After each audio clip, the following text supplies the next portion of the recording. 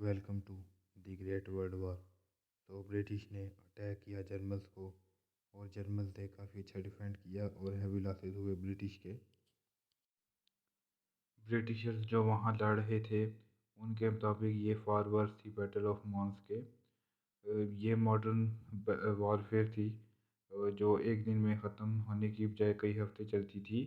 Artillery बराजें जो घंटों तक चलती थी। इस वॉर में एक ही तरीका था खुद को बचाने का, वो इनविजिबल है डिगिंग करके खुद को ग्राउंड में। जर्मन्स के पास स्पेड्स थे जो वो यूज़ करते थे डिग करने के लिए स्मॉल होल्स को इंडिविजुअल्स के लिए अंडर आर्टिलरी फायर। लेकिन जर्मन इक्विपमेंट डिज़ाइन थी फिट होने के लिए जर्मन बैटल प्लान में, जिनमें हाईली मोबाइल वार इन्वॉल्व थी जो कुछ हफ्तों में जीती जा सकती थी। इन्होंने अडॉप्ट किया काफ़ी क्विकली और प्रोड्यूस की चीज़ें जैसे राइफल, ग्रेनेड और कन्वर्ट किया पेरिस्कोप और फ्लेयर्स ट्रेंच वॉरफेयर के लिए। स्टार्ट में ट्रेंच कनेक्ट नहीं होते थे, ट्रेंच नाइस में, और डीप भी नहीं होते थे, लेकिन वो जल्दी ज़्यादा से ज़्यादा एडवांस हो गए। फ्रंट लाइन ट्रूप्स को अंडरग्राउंड डॉम्स में रहना पड़ता था, जो स्टोर हाउसेस के साथ जो एनमी की तरफ मुँह करके बनाए जाते थे ताकि इन्हें शेल ना किया जाए। वहाँ पर communication trenches, backup trenches, in case of retreat eventually पूरा नेटवर्क इस्टेब्लिश हुआ। फ्रेंच कमांडर ने डिस्क्राइब की सिचुएशन को स्टेलमेट अपनी फेवर में, लेकिन इसे अंदाज़ा हो गया था कि इस वार में स्पेड्स भी राइफल की तरह यूज़फुल हैं। लेकिन वेस्ट में स्टेलमेट था जबकि रोज़ाना जंग हो रही थी। पिछले एक महीने से वेदर गैर मामूली था और स्पीड्स दोनों साइड्स पर काफ़ी कम लो थी।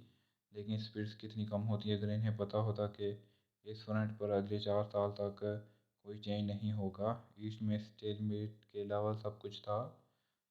मिड सितंबर में जर्मन को अंदाज़ा हो गया कि इन्हें कुछ करना पड़ेगा ऑस्ट्रो हंगरी को सेव करने के लिए। जर्मन जनरल लुटेंडोर्फ ने विज़िट किया कॉनरेड को। कॉनरेड चीफ आर्किटेक्ट था वार का, लेकिन वो टेरेबल लीडर साबित हुआ। लेकिन वो फिर भी लिeutenant को राज़ी करने में कामयाब हो गया कि ऑस्ट्रियन आर्मी की टेरिबल सिचुएशन इसलिए है कि वो रशियंस को रोक रहे थे ताकि जर्मन्स फ्रेंच को टैकल कर सकें। और कॉनरेड की आर्मी वाकई ही टेरिबल सिचुएशन में थी। वो ऑलरेडी 5 लाख मैन लूज़ कर चुके थे, 1 लाख इसमें से कैप्चर्ड, और आर्मी ने खुद को बंद कर लिया था जेमिसिल की फोर्ट्रेस में कारपेथियन की ढलवान में 1,20,000 मैन के साथ। आपको लग रहा होगा कि ये फोर्ट्रेस भी कोलैप्स कर गई होगी बाकी फोर्ट्रेसेस की तरह, लेकिन वहाँ की मिट्टी काफ़ी ठीक थी और रशियंस अपनी आर्टिलरी को नहीं ला पाते थे। ईस्ट में वार एक लॉजिस्टिकल कैटास्ट्रॉफ थी। स्पेसिस इतनी लार्ज थी और कम्युनिकेशन ऑफुल थी, और ऑटम रेंज ने सारी चीज़ों को मिट्टी में तब्दील कर दिया था। रेलवे भी इनफ नहीं थी कि और बहुत ज़्यादा महंगे थे सप्लाई करने के लिए। कुछ यूनिट्स में वही आदमी के पास राइफल थी जो फ्रंट पर होते थे, और आपको यूनिट में वेट करना पड़ता था कि जब कोई मारा जाता तो आपको वो मिलती। लेकिन इनके पास मैन थे रशिया की तरह मिलियंस की तादाद में। वेस्ट में ब्रिटिश की मेन प्रॉब्लम थी इसकी छोटी आर्मी फ्रेंच और जर्मन के कंपैरिजन में।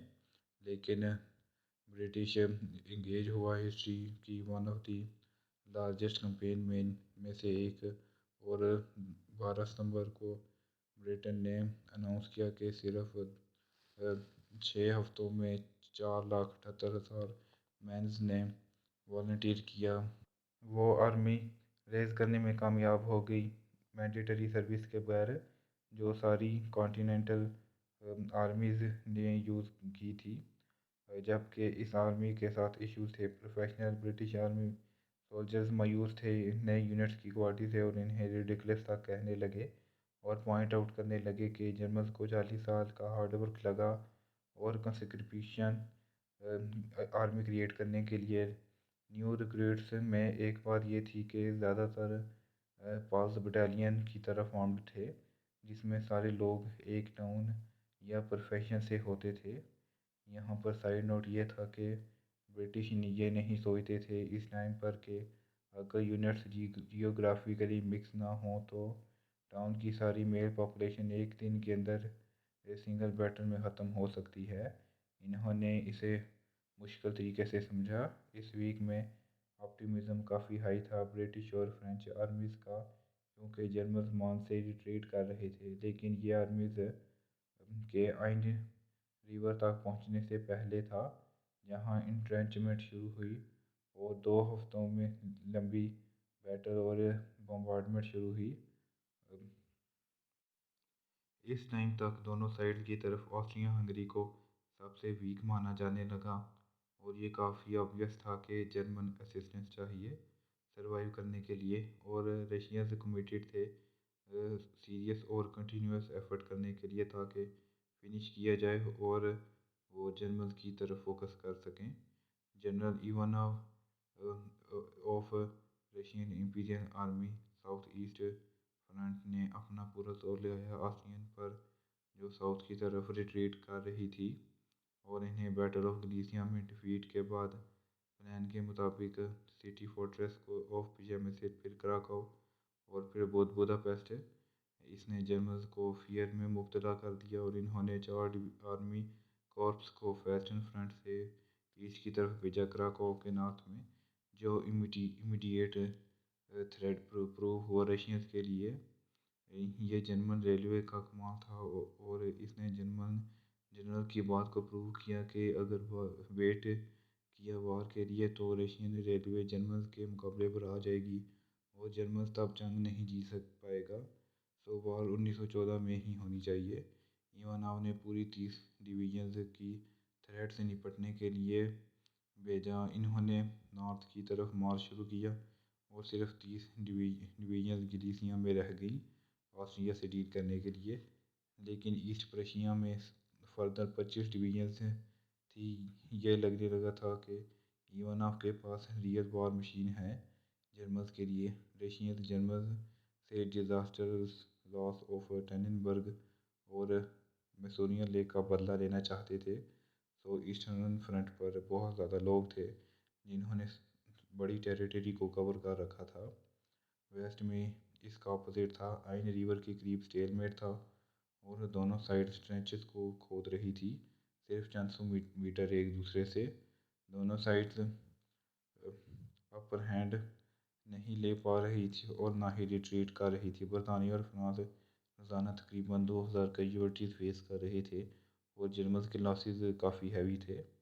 ساروں کو سمجھ آ گیا تھا کہ فرنٹل اٹیک سوسائڈل ہیں، سو آرمیز نے ہسٹری کے اولڈسٹ وارفیئر طریقے آزمانا شروع کیے۔ انہوں نے ایک دوسرے کو سائڈ سے اٹیک کرنا شروع کیا، فلینک پر، جہاں پر دشمن کے ڈیفنسز کافی ویک ہوتے تھے۔